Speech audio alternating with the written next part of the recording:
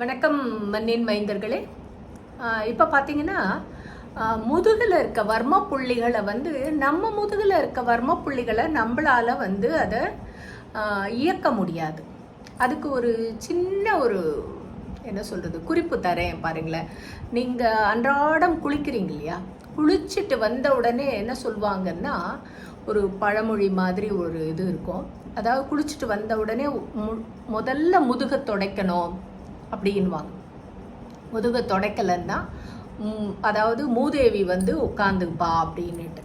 அதாவது நீங்கள் அந்த துண்டை எடுத்து துடைக்கும் போது இப்படி, அதாவது முதுகு மொத்த பரப்பளவையும் நீங்கள் இந்த பக்கமும் அதே மாதிரி இந்த பக்கமும் இப்படி பண்ணும்போது, அதாவது ரொம்ப மிருதுவாக இல்லாமல் கொஞ்சம் அந்த டர்க்கி டவல் அப்படின்னு சொல்லுவாங்க இல்லையா, அந்த வர்ம புள்ளிகளை நீங்கள் அழுத்துற மாதிரி.